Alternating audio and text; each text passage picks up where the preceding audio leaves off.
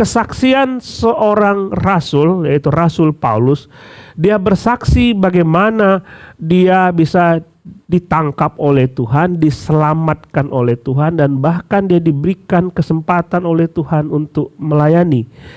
Jadi nanti kalau kita baca dari 1 Timotius pasal 1 ayat 12 sampai 17, kita akan melihat bahwa dari dahulu sampai saat dia melayani, semua bukan karena hebatnya Rasul Paulus, tapi hanya karena anugerah Tuhan saja. Saudara bisa melihat itu. Mari kita buka Alkitab kita. Kita buka dari 1 Timotius pasal yang pertama. 1 Timotius pasal yang pertama.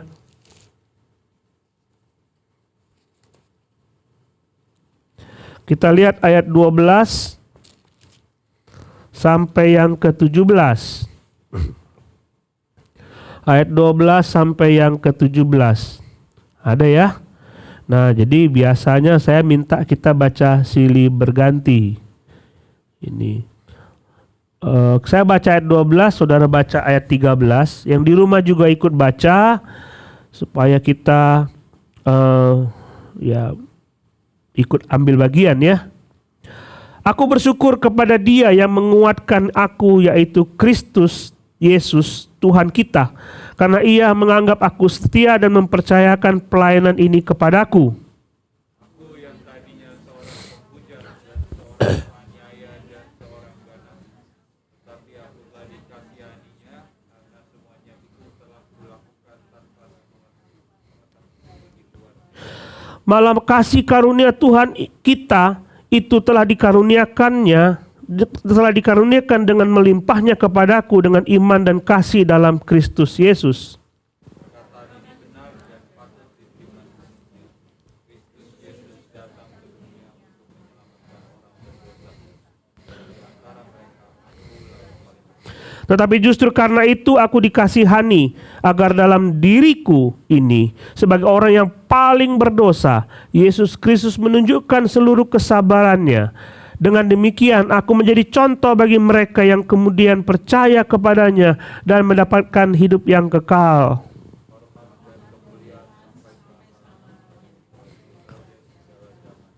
Saudara perhatikan dalam ayat ini, dalam pasal 1 ayat 12 sampai 17, saudara lihat di situ ada penjelasan Rasul Paulus tentang siapa dirinya. Dalam ayat 12 dia berkata bahwa aku bersyukur kepada Tuhan yang memberikan kekuatan kepadaku untuk melayani. Dia menganggap aku setia dan mempercayakan tugas ini kepadaku. Jadi dia memberikan kepada menceritakan dirinya sekarang ini kepada Timotius. Saat ini Timotius, saat ini aku dipercayakan oleh Tuhan tugas pelayanan. Saat ini aku diberi kekuatan oleh Tuhan. Saat ini Tuhan telah menganggap aku setia di dalam pelayanan. Tetapi di dalam ayat-ayat selanjutnya dia berkata dalam ayat 13, aku yang tadinya seorang penghujat. Jadi dia berkata tadinya, dulu aku bukan seperti sekarang. Dulu aku seorang penghujat. Dulu aku tidak kenal dengan Tuhan. Lalu dia membeberkan lagi, karena aku diberikan kasih karunia Tuhan, maka aku mengenal Tuhan. Maka aku mengenal Tuhan. Semua karena kasih karunia. Aku mengenal Tuhan. Dan segala hormat dan kemuliaan hanya bagi Tuhan. Aku akan kembalikan itu demi kemuliaan nama Tuhan. Jadi kalau kita lihat urutan-urutan ini, kita akan melihat bahwa sebenarnya inilah yang seharusnya terjadi dalam diri orang Kristen, siapapun itu. Saudara percaya kepada Kristus karena kasih karunia, saudara melayani karena kasih karunia, saudara memberikan kontribusi dalam pekerjaan Tuhan karena saudara ingin menyenangkan Dia yang telah menyelamatkan saudara. Jadi saudara lihat di situ urutan-urutannya, tapi kita akan melihat tentang anugerah Tuhan.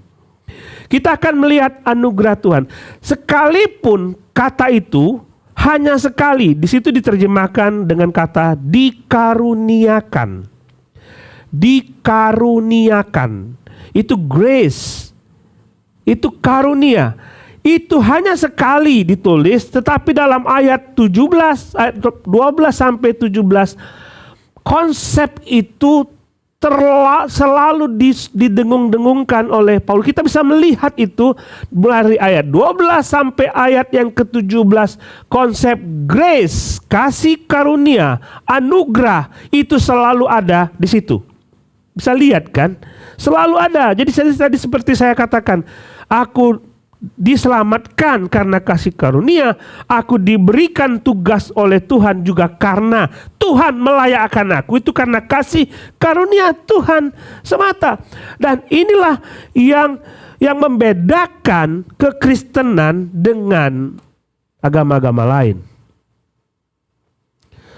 Saudara, anugerah itu selalu ada di dalam kehidupan kita. Saudara bisa melihat. Saudara, kita lihat dulu kita waktu saat pandemi banyak sekali orang, ayo kita keluarkan uang, kita buat nasi bungkus, lalu kita memberikan nasi bungkus kepada orang-orang di pinggir jalan. Saudara lihat itu kan? Banyak orang berinisiatif untuk buat nasi bungkus, untuk buat sembako, untuk diberikan kepada orang-orang di pinggir jalan.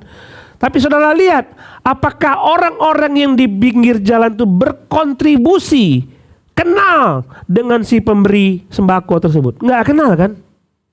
Nggak kenal. Apakah nanti ada orang yang datang, bawa mobil tiba-tiba ketemu orang di pinggir jalan, ini ada sembako buat kamu, kenapa Bapak kasih saya? Karena kamu sudah menolong aku. Benarkah seperti itu? Nggak ada kontribusi dia. Dia tidak ada kontribusi untuk dapat memberikan sesuatu kepada pemberi sembako itu, sehingga si orang itu layak untuk dapat. Dia nggak layak, kenal juga enggak, saudara bukan, saudara juga bukan, tapi kita memberi. Itulah anugerah, sesuatu yang tidak pantas kita terima, tetapi diberikan dengan cuma-cuma kepada kita. Itulah yang diajarkan oleh Tuhan. Dunia terbalik, saudara lihat agama. Saudara belajar di sekolah, apa itu agama? Agama adalah sebuah sistem di mana manusia mencoba untuk mencari Tuhan. Begitu kan? Agama adalah sebuah sistem, sebuah keyakinan di mana manusia bisa mencari Tuhan. Tetapi dalam Alkitab tidak dikatakan demikian. Bukan manusia yang mencari Tuhan, tapi Allah lah yang mencari manusia, karena tidak masuk akal manusia bisa mencari Tuhan. Tidak masuk akal. Lihat tentang domba yang hilang. Yesus memberikan sebuah perumpamaan tentang domba yang hilang. Dan di situ ada satu ekor domba yang hilang. Dia tidak tunggu di sini, ayo domba carilah aku. Ayo domba datanglah kepada gembalamu. Dia tidak seperti itu. Yang dia lakukan adalah dia pergi, dia buat perbekalan, dia cari itu domba hingga dia dapat. Itulah yang dilakukan oleh Allah. Domba adalah binatang yang sesat, yang tidak mengerti akan kepemeliharaan. Dia gampang sekali terbujuk oleh rumput-rumput yang begitu indah, dan dia tidak mendengar suara domba gembalanya. Dia pergi kemanapun dia mau, dia sesat pergi ke tempat yang dia mau. Domba adalah binatang yang gampang sekali tersesat, sama seperti kita. Kita sekalian sesat seperti domba, kata Tuhan. Mau mencari Tuhan? No, kita nggak tahu bahwa kita di sekitar kita ada singa, ada macan yang saat-saat tertentu bisa menerkam kita.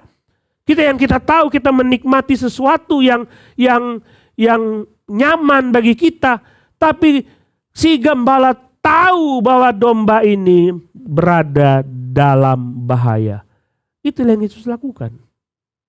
Ketika dia berada di surga dan melihat bagaimana sulitnya kehidupan manusia, mencoba untuk mencari Tuhan, di mana itu Tuhan,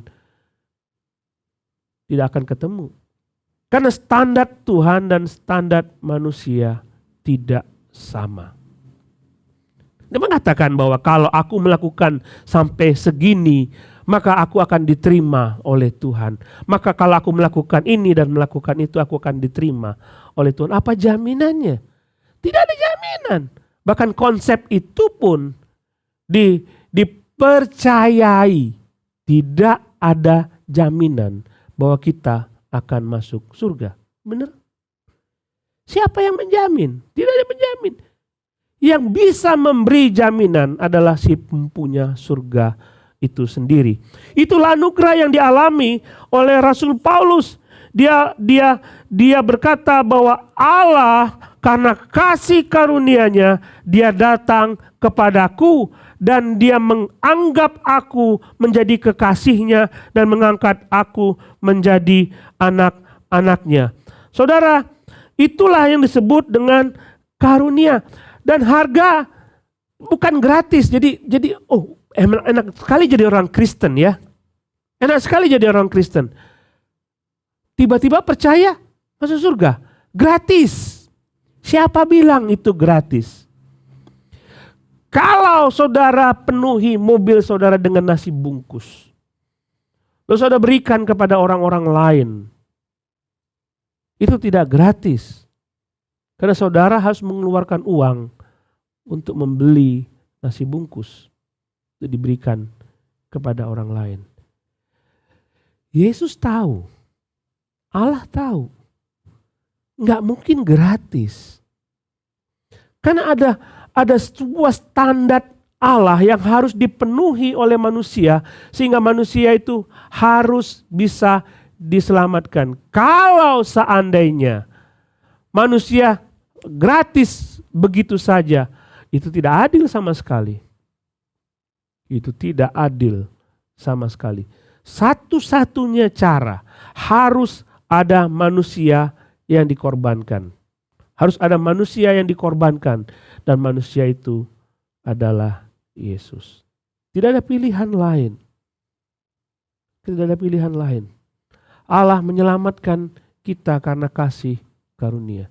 Enggak ada saudara, tidak ada seorang pun yang bisa dapat datang kepada Tuhan kalau bukan digerakkan sendiri oleh Tuhan. Itulah yang disebut dengan anugerah yang diberikan Tuhan kepada kita. Konsep itu adalah konsep anugerah, bukan konsep gratis. Mari kita buka 1 Petrus pasal 1. 1 Petrus pasal 1.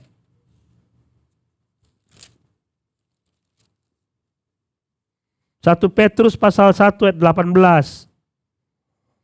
Sebab kamu tahu bahwa kamu telah ditebus dari cara hidupmu yang sia-sia, yang kamu warisi dari nenek moyangmu. Itu bukan dengan barang yang fana, bukan pula dengan perak atau emas, melainkan darah yang sangat mahal, yaitu darah Kristus yang sama seperti darah anak domba yang tak bernoda dan tak bercacat. Dia Petrus membandingkan dengan emas, barang yang begitu berharga. No, ini jauh lebih mahal dari emas. Bayangkan Allah mengorbankan anaknya sendiri supaya manusia bisa diselamatkan. Itu konsep kekristenan. Konsep yang diajarkan oleh Alkitab. Dia memberikan keselamatan kepada manusia secara gratis. Tidak perlu saudara melakukan sesuatu. Hanya percaya kepada Yesus. Hanya percaya kepada Yesus. Datang kepada Dia. Percaya kepada Dia. Dan terima Dia sebagai Tuhan dan Selamat. Dan Dia berikan. Apakah itu masuk akal? Loh, kalau saya punya barang. Dan saya ingin memberikan bermurah hati kepada orang lain. Itu hak saya bukan? Itu hak saya. Kalau Allah bermurah hati kepada manusia, itu hak dia untuk memberikan itu. Dan dia mampu untuk melakukan itu. Karena kita tidak mampu. Sama seperti orang yang mungkin tidak mampu untuk makan 3 kali sehari. Tapi ada orang yang mampu memberikan makanan 3 kali sehari. Itu hak dia karena dia punya segala sesuatu. Masuk akal saudara. Tidak perlu repot-repot untuk melakukan ini dan melakukan itu. Karena pemberian saja. Tapi Allah sudah memenuhi standar itu. Yesus sudah memenuhi standar itu. Nah, saya coba ingin kita melihat di bagian kedua. Saudara lihat di situ. Ayat yang ke-13. Aku yang tadinya seorang penghujat dan seorang penganiaya dan seorang ganas, tapi aku dikasihaninya karena semuanya itu telah kulakukan tanpa pengetahuan, yaitu di luar iman. Malah kasih karunia Tuhan kita itu telah dikaruniakan dengan limpahnya kepadaku dengan iman dan kasih dalam Kristus Yesus. Perkataan ini benar dan patut diterima sepenuhnya. Kristus Yesus datang ke dunia untuk menyelamatkan orang berdosa, dan di antara mereka akulah yang paling berdosa. Lihatlah Rasul Paulus mengatakan, aku diselamatkan karena kasih karunia, dan mengatakan semua orang sudah berdosa. Semua orang sudah berdosa. Nah, mungkin saudara mengatakan, Pak, saya tidak melakukan apa-apa. Saya tidak membunuh. Saya tidak mencuri. Saya tidak berzina. Saya tidak melakukan itu. Apakah saya disebut berdosa? Saudara, kita lihat bahwa manusia berdosa bukan karena apa yang dilakukan. Lihat bayi yang baru lahir, saudara tidak perlu mengajarkan berbohong kepada dia. Dia bisa berbohong sendiri. Karena dia dilahirkan dalam keadaan berdosa. Saudara, Alkitab mengatakan mungkinkah yang kudus keluar dari yang tidak kudus? Mungkinkah seorang ibu yang berdosa melahirkan anak yang tidak berdosa? Enggak mungkin. Tidak mungkin. Karena manusia sudah berdosa, maka apa yang dihasilkan oleh manusia itu adalah dosa. Semua orang sudah berdosa dan Rasul Paulus mengatakan, akulah yang paling berdosa. Saudara ingat, siapa Rasul Paulus? Mungkin saudara tidak tahu siapa dia. Mungkin saudara tidak kenal siapa dia. Rasul Paulus dalam Kisah Para Rasul, saudara bisa membaca di situ bahwa dia adalah seorang penganiaya jemaat. Dia menangkap Stefanus, lalu setuju Stefanus, dan dia mengatakan kalau dia meletakkan jubahnya itu di atas Stefanus, artinya dia yang mengambil tanggung jawab atas kematian Stefanus. Dia setuju Stefanus mati. Ini jahat sekali. Dia pergi cari orang Kristen, dia tangkap, di penjara, mungkin ada yang dibunuh. Itu yang dilakukan oleh Paulus. Dia cari orang Kristen, dan dia adalah seorang yang begitu fanatik dengan agamanya. Dia begitu fanatik dengan ajarannya. Dan orang yang fanatik dengan ajarannya, orang yang fanatik dengan agamanya, orang yang fanatik dengan keyakinannya, mungkinkah dia bisa diselamatkan? Coba pikir. Saudara berhadapan mungkin saat ini.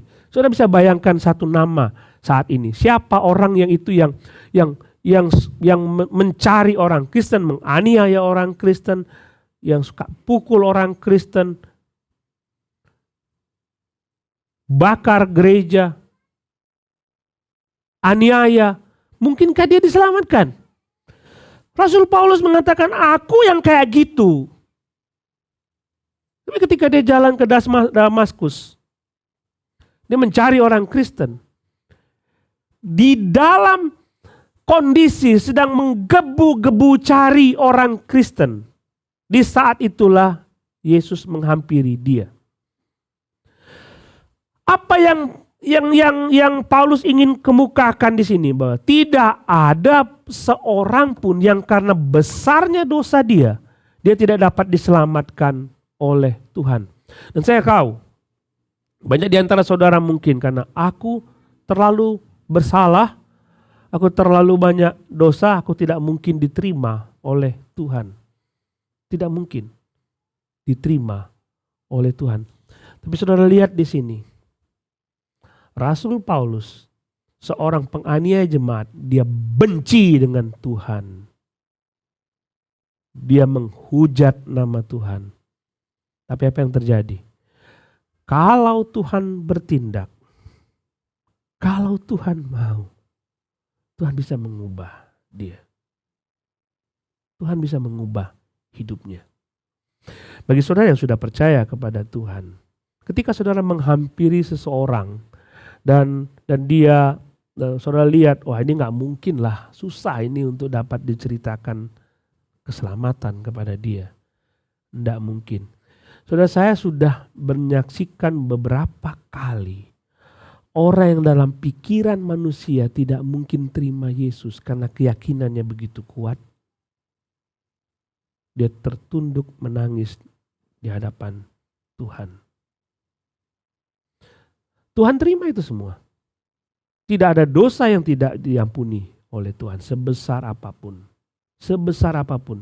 Jadi saudara, dimanapun saudara berada, kalau saudara mendengar siaran ini, apa yang harus saya lakukan?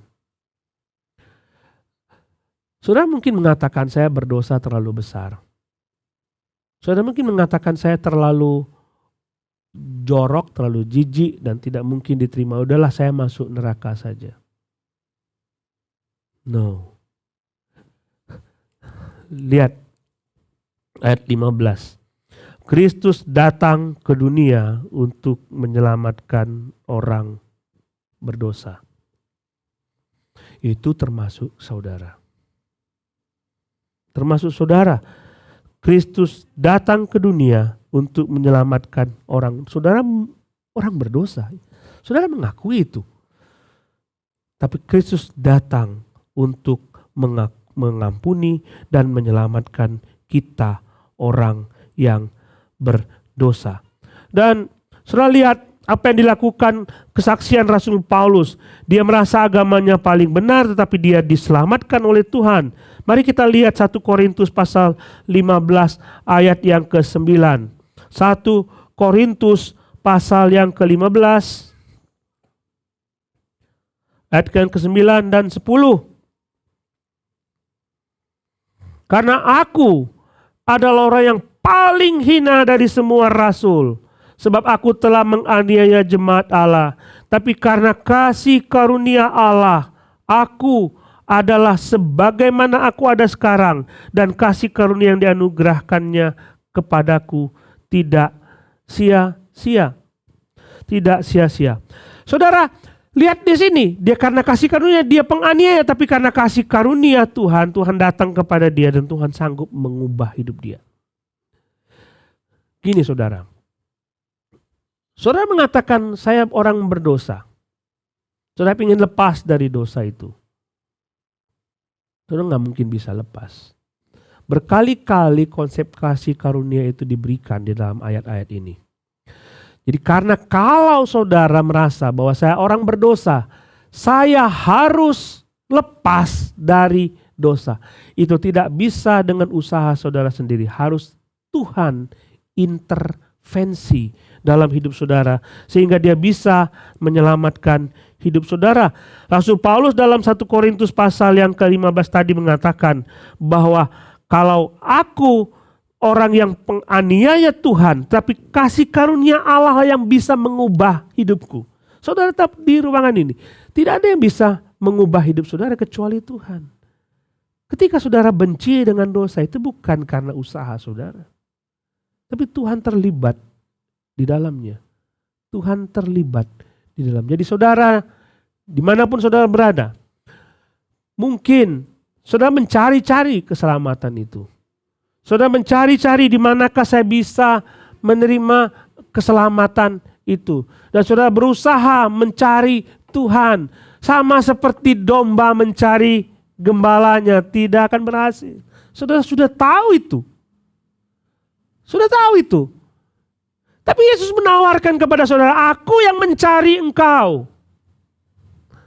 Tapi bagaimana Pak caranya? Bagaimanakah caranya supaya aku bisa dapat diselamatkan oleh Tuhan? Mari kita buka di dalam Roma pasal yang ke-10. Kita coba Roma pasal 10 ayat yang ke-8. Roma pasal 10 ayat yang ke-8. Tapi apa katanya? Ini, firman itu dekat kepadamu, yakni di dalam mulutmu, di dalam hatimu. Itulah firman iman yang kami beritakan. Sebab jika kamu mengaku dengan mulutmu bahwa Yesus adalah Tuhan dan percaya dalam hatimu bahwa Allah telah membangkitkan dia dari antara orang mati, maka kamu akan diselamatkan. Gimana caranya supaya aku bisa mendapatkan kasih karunia Tuhan? Paulus mengatakan dalam Roma pasal 10 itu, mengaku saja dengan mulutmu. Karena ketika seorang mengaku Yesus Kristus sebagai Tuhan dan Juru Selamat, itu bukan usahamu, tapi Allah sendiri yang menolong saudara untuk dapat percaya kepada Kristus. Mengaku dalam mulutmu, dan percaya dalam hatimu bahwa Yesus adalah Tuhan. Terima dia. Seperti itu saja. Jadi saudara, bagaimana caranya? Apakah saya mengucapkan sebuah kalimat? Apakah ada kalimat-kalimat tertentu yang mesti saya baca? Saya bisa berdoa, Tuhan Yesus, aku mau diselamatkan, aku orang berdosa. Aku harus terima Engkau, masuklah, aku mau menerima Engkau sebagai Tuhan dan Juru Selamatku. Aku percaya kepada Engkau, dan saat itulah dia akan mengubah hidup saudara. Kalau Paulus mengatakan dalam 1 Timotius ini, dari semua orang, akulah yang paling berdosa. Dia ingin contohkan kepada kita, aku saja yang paling berdosa diterima oleh Tuhan. Apalagi engkau. Datang kepada Tuhan. Terima dia sebagai Tuhan dan Juru Selamatmu. Terima dia. Tidak ada cara lain. Mungkin selama ini saudara bergumul. Kok saya tidak begitu yakin dengan apa yang saya yakini selama ini. Kenapa tidak pernah ada damai di dalam diriku? Kenapa tidak pernah ada sukacita dalam diriku? Kenapa tidak ada yang menolong aku supaya aku bisa lepas dari segala macam persoalanku? Kemanakah aku akan pergi setelah kematian? Apakah aku akan terima surga atau tidak? Dan Yesus menjamin saudara, dia berkata, barang siapa percaya kepadaku, dia akan menerima keselamatan. Saya tahu di antara saudara ada yang bergumul soal itu. Berdoa. Katakan, Tuhan, akulah yang perlu keselamatan itu. Aku bergumul selama ini. Karena ada kekosongan di dalam diriku yang tidak bisa diisi apapun juga, kecuali oleh Engkau. Kalau saudara berkata seperti itu, saudara terimalah dia sebagai Tuhan dan Juru Selamatmu. Anugerah cuma diberikan dengan cuma-cuma kepada saudara. Enggak pantas memang. Siapa yang pantas menerima itu? Tidak ada yang pantas. Ini Yesus turun ke dunia. Mungkin selama ini saudara menghina dia ketika dia mati dan sekali kok Tuhan mati. Tapi itu dia lakukan supaya kita diselamatkan. Dia menggantikan kita. Karena disitulah keadilan Allah tercurah. Allah senang ketika ada yang dihukum karena dosa manusia. Tapi di sisi lain Allah pun senang karena ada yang diselamatkan karena kematian Tuhan. Terima dia sebagai Tuhan dan Juru Selamatmu saat ini. Ibrani mengatakan hari inilah hari keselamatan itu. Jangan tunggu esok hari. Karena saudara tidak tahu apa yang akan terjadi esok hari. Ketika saudara terima dia, jaminan surga itu diberikan oleh dia. Makanya orang Kristen itu saudara ketika ada kematian, sebutkan di situ rest in peace. Peace. Adakah yang bilang peace? Sudah pasti damai. Sudah pasti. Nggak ada mudah-mudahan. Diterima oleh Tuhan. Diterima oleh Tuhan. Saya menantang saudara. Kalau saudara belum terima Yesus sebagai Tuhan dan Juru Selamat. Saya nggak peduli saudara kenal sama saya atau tidak, saya kenal sama saudara atau tidak. Saudara bisa duduk di tempat tidur saudara, dimanapun saudara berada, dan saudara tertunduk dan berkata kepada Tuhan Yesus, aku mau terima Engkau sebagai Tuhan dan Juru Selamatku. Dan Dia akan bekerja. Tidak perlu ketemu saya. Di tempat saudara duduk ada Tuhan di situ yang berbicara kepada saudara. Yang ketiga, saudara, saya ingin mengajak saudara melihat bagaimana cara Paulus berterima kasih atas anugerah Tuhan. Dan mungkin ini lebih tepat kepada kita yang sudah percaya kepada Tuhan. Dan kalau sudah percaya kepada Tuhan, bagaimana saya ungkapan terima kasih itu? Dia menulis dalam 1 Timotius pasal 1 ayat 12. Aku bersyukur kepada Dia yang menguatkan aku, yaitu Kristus Yesus Tuhan kita. Karena Ia telah menganggap aku setia dan mempercayakan pelayanan ini kepadaku. Dia mengatakan, Paulus bersyukur, lihat, bersyukur saudara. Jadi ada ungkapan syukur yang dinaikkan oleh Rasul Paulus. Dan dia katakan karena Allah telah menguatkan dia, memberikan kemampuan kepadanya, menganggap dia setia, mempercayakan tugas pelayanan ini kepadanya. Saya tanya kepada saudara, kenapa kita melayani? Kenapa kita melayani Tuhan? Ada yang bisa jawab? Karena memang seharusnya.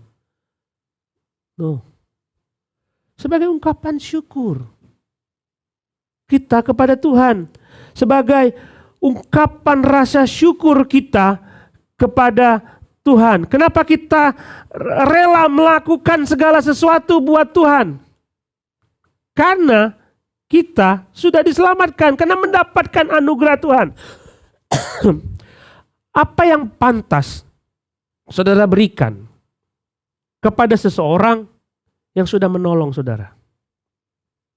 Apa yang saudara pantas berikan? Misalnya ada seseorang yang kacau hidupnya, dia tidak punya rumah tinggal, untang lantung kemana kemari jadi gelandangan, lalu ditolong oleh seseorang, masuk ke rumahnya, dimandikan, diberi pekerjaan yang layak, diberi tempat tinggal yang layak. Kira-kira apa yang pantas diberikan oleh orang yang telah ditolong itu kepada orang yang menolong? Gini aja ya. Terima kasih ya. Seperti itu? Kayaknya nggak cukup. Pertanyaannya adalah, apa yang pantas saudara berikan kepada Tuhan yang sudah menyelamatkan hidup saudara? Coba saudara hitung. Dari Senin sampai Senin lagi. Dari Senin sampai Senin lagi. Dari sekian banyak waktu itu, kira-kira saudara memberikan waktu untuk Tuhan berapa yang dapat dikatakan cukup untuk membalas kasih Tuhan?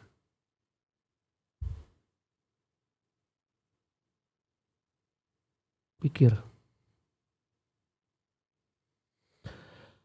Saudara bisa melakukan apa ketika Yesus mati dan kayu salib? Saudara sudah mendapatkan banyak sekali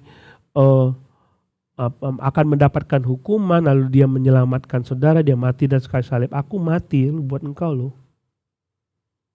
Aku berkorban buat engkau. Lalu Bagaimana caranya saudara membalas kasih Tuhan? Cukupkah dengan pergi ke gereja saja? Beribadah. Paulus mengatakan, aku melayani Tuhan karena aku bersyukur kepada Tuhan. Mari kita lihat 1 Korintus 15 tadi yang kita baca tadi. Mari kita lihat situ. 1 Korintus 15 ayat 9 dan 10. Karena aku adalah yang paling hina dari semua rasul. Sebab aku telah menganiaya jemaat. Dia merasa bersalah, sangat bersalah sekali. Tapi karena kasih karunia Allah, aku adalah sebagaimana ada aku sekarang. Dan kasih karunia yang dianugerahkannya kepadaku tidak sia-sia. Dia cerita bahwa sebelumnya Yesus menampakkan diri kepada rasul-rasul lain dan terakhir kepadaku yang paling hina. Yang paling hina dari semua orang yang berdosa. Lalu dia katakan demikian. Sebaliknya, aku telah bekerja lebih keras daripada mereka semua itu. Dan itu pun Rasul Paulus itu gak cukup. Gak cukup untuk membalas kasih Tuhan. Gak cukup. Coba pikir. Kalau sudah sebagai orang Kristen, sudah sekian lama menjadi orang Kristen. Terima kasih Tuhan, Engkau telah menyelamatkan aku. Aku cukup memberi sekian saja. Benarkah seperti itu? Sekali lagi saya ingin tanya kepada saudara. Apa yang pantas diberikan kepada Tuhan? Coba hitung ya. Jadi bukan jangan sesuatu yang bersifat abstrak. Hidupku Tuhan, kuberikan semua kepadamu. Coba sesuatu yang konkret. Pikirkan sesuatu yang konkret. Apa yang pantas yang bisa saudara berikan kepada Tuhan untuk membalas kasih-Nya yang besar? Tadinya saudara berjalan menuju kepada neraka. Saudara akan dihukum di situ. Tapi Tuhan mengambil saudara, menyelamatkan saudara, dan untuk itu dia harus berdarah, mati buat saudara. Apa yang pantas saudara berikan kepada dia yang sudah menyelamatkan hidup saudara? Cukupkah apa yang saudara lakukan selama ini untuk membalas kasih Tuhan? Cukup gak? So, kita kan berpikir, gak mungkin kita membalas kasih-Nya. Banyak sekali orang-orang Kristen menganggap enteng kasih karunia itu. Menganggap enteng sehingga pengorbanan yang diberikan untuk dapat melayani Tuhan adalah pengorbanan yang sisa. Tahu sisa? Kalau ada cukup makanan, sisa makanan aku akan berikan. Itu bukan berkorban. Saudara memberi dari kelebihan yang saudara miliki. Yang namanya berkorban itu adalah memberi kepada Tuhan melebihi tuntutan yang diberikan. Itu namanya berkorban. Pikirkan kekristenan kita selama ini. Setelah kian lama kita mengabdi kepada Tuhan, apakah selama ini memang sudah cukup kita lakukan buat Dia? Sekali lagi saudara, siapapun saudara yang mendengar firman Tuhan ini, kalau saudara belum terima Yesus sebagai Tuhan dan Juru Selamat, saudara tidak usah datang ke saya, saudara tinggal duduk saja di situ, saudara berdoa. Kalau saudara tidak tahu berdoa, ucapkanlah kata-kata ini, Tuhan Yesus, aku ingin mengenal Engkau sebagai Tuhan dan Juru Selamatku. Aku ingin terima Engkau. Aku ingin percaya, inilah yang kucari selama ini. Aku mau surga itu Tuhan. Saudara berdoa saat ini. Dan rasakan ketika Roh Allah masuk ke dalam hati saudara. Dan Dia menyelamatkan hidupmu. Bagi saudara yang sudah percaya kepada Tuhan ini, renungkan kembali. Apakah yang pantas kuberikan kepada Tuhan sebagai balas jasa untuk dapat bersyukur kepada Dia yang telah menyelamatkan hidupmu?